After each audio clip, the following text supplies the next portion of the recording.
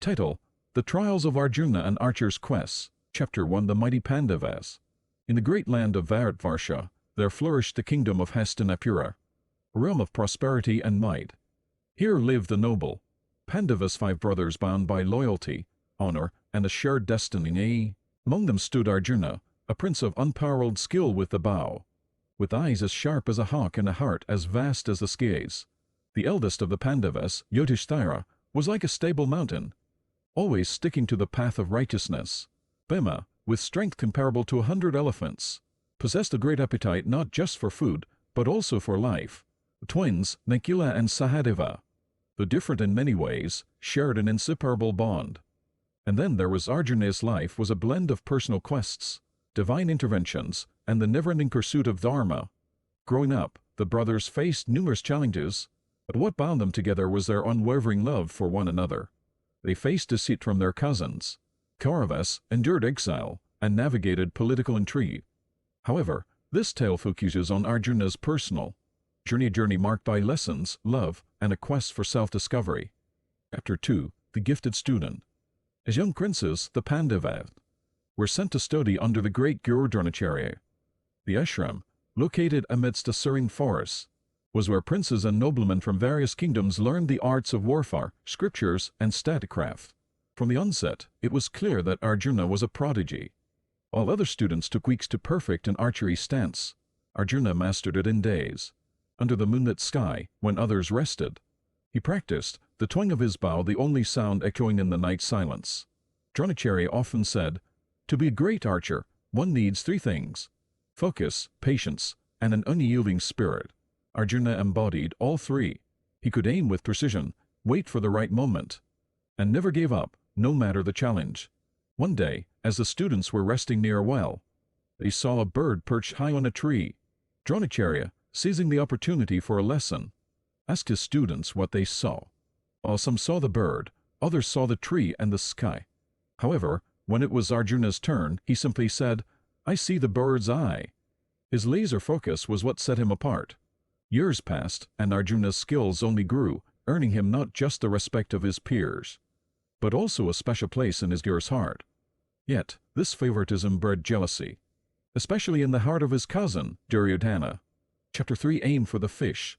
News spread across kingdoms of the Swayamvara of Draupadi, princess of Panchala. She was said to possess beauty that could make the flowers bloom, a spirit that was as fierce as the roaring sea. But her Swayamvara was no ordinary event. The challenge was to string a massive bow and shoot an arrow to pierce the eye of a rotating fish, all while looking at its reflection in water. Princes and kings from distant lands gathered, each confident of their prowess. Among the crowd were the Pandavas in disguise, having been in exile. The hall echoed with the sounds of failure as bow after bow broke, unable to be strung. Then it was Arjuna's turn. As he stepped forward, there was a hushed silence. Drawing from his years of training and innate skill, he focused solely on the fish's reflection, drowning out the murmurs and gasps of the audience. With a deep breath, he strung the bow, aimed, and released. The arrow whistled through the air and met its mark, piercing the fish's eye. The hall erupted in cheers. Princess Draupadi, with a smile that lit up the room, garlanded Arjuna, choosing him as her partner for life. The story of Arjuna doesn't end here. It was merely one of the many trials he faced in his illustrious life. Chapter 4: The Enigmatic Guru. The Pandavas were victorious, but their adventures were far from over. A great sage visited their palace, an enigmatic figure with deep-set eyes, radiating a glow of wisdom. This was no ordinary visitor, it was Lord Krishna, the divine incarnate, destined to play a central role in Arjuna's life. Arjuna and Krishna shared a unique bond. They were cousins, but their connection was deeper than blood. They were confidants, friends, and above all, Krishna became Arjuna's spiritual guide. Palace grounds often echoed with their laughter, melodies of their shared music, and discussions that spanned life, beauty, and the cosmos. One day, Arjuna confided in Krishna about a recurring dream. A vast battlefield, with him standing in the center, paralyzed by doubt and fear. Krishna, with his profound insight, knew that this was a premonition. "Life will place you on such a battlefield, Arjuna," he said. "The real test isn't about winning or losing, but understanding your duty and following your dharma." Chapter 5: The Celestial Song. Dream turned out to be prophetic. A rift grew between the Pandavas and the Kauravas, leading to the great war of Kurukshetra. As the two sides prepared for battle, Arjuna ate up his chariot. Driven by Krishna, beheld a heart-wrenching sight. Across the field stood relatives, beloved teachers and friends, now adversaries. Grief-stricken and tormented by the prospect of killing his kin, Arjuna dropped his bow. "I cannot fight, Krishna," he lamented. The world seemed to stand still, awaiting Krishna's response. And then, in the midst of that battlefield, began one of the most profound dialogues in history, the Bhagavad Gita. Krishna guided Arjuna through his anguish, addressing his doubts and dilemmas. He spoke of duty, righteousness, and the impermanent nature of life. You have the right to perform your prescribed duty, but you are not entitled to the fruits of action, Krishna enlightened. Arjuna listened, absorbing the celestial song, a synthesis of wisdom spanning various paths to the divine.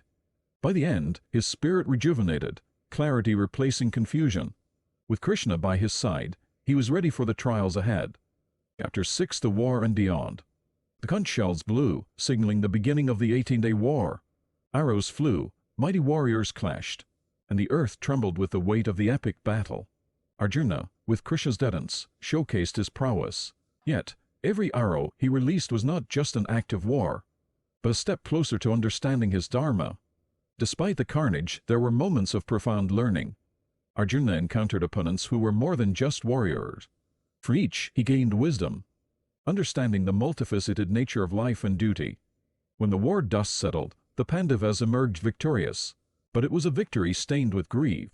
The cost was immense. However, the lessons Arjuna learned, his growth from a prince to a warrior of dharma, were invaluable. Years later, as Arjuna reflected on his life, the trials, the joys, the sorrows, he realized the journey was not just about external battles, but the internal ones. And at the heart of it was his bond with Krishna, the divine charioteer, guiding him through the maze of life. Chapter 7: Reflections in the Forest. After the intense heat of the battlefield, the coolness of the forest was a welcome relief. Arjuna, seeking solace and understanding, ventured alone into the woods, away from the grandeur of the palace and the weight of his crown. These woods were reminiscent of their years in exile, a period of learning and discovery. As he treaded along the familiar paths, memories surged. There was the spot where Draupadi, their shared wife, had laughed as she played in the water. A little further, he remembered the trees where he practiced his archery, aiming for the fruits with precision. These woods held stories of their younger selves, naive yet ambitious. However, it wasn't just memories that the forest harbored. Quietude of the surroundings gave Arjuna the space for introspection. The sound of the flowing river seemed to echo Krishna's wisdom from the Gita. Nature, in all its splendor, seemed to reaffirm the teachings about the transient nature of life. There, amidst the tall trees and under the vast sky, Arjuna felt a connection, not just to his past, but to the universe. The forest, with its serenity, was a stark contrast to the battlefield. Yet both were teachers in their own right. Chapter 8: The Final Lesson. Years passed. The Great War of Kurukshetra became a tale told in hushed tones, a lesson for future generations. The once mighty warriors are now old, their fiery spirits mellowed by time. Yudhishthira, the eldest Pandava, felt a calling. It was time to renounce the kingdom and embark on the final journey, the ascent to the Himalayas. Arjuna, along with his brothers and Draupadi, decided to join Yudhishthira.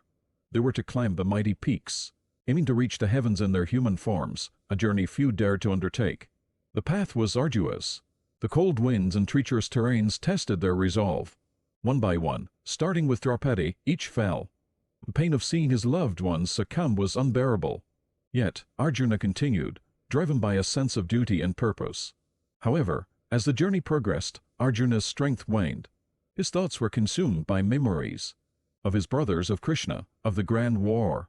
And then, in a moment of clarity amidst the blinding snow, he realized this journey, much like his life, was not just about the destination, the lessons along the way.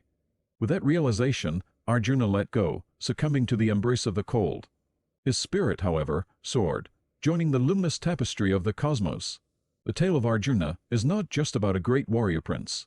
It is a story of growth, of understanding duty and righteousness, of deep friendships, and the eternal quest for knowledge. The trials of Arjuna remind us that life, in all its glory and sorrow, is a journey of learning, one that each of us is destined to undertake. The end. Thank you for watching. I hope you enjoy the next piece. Please give a like and subscribe. Thank you.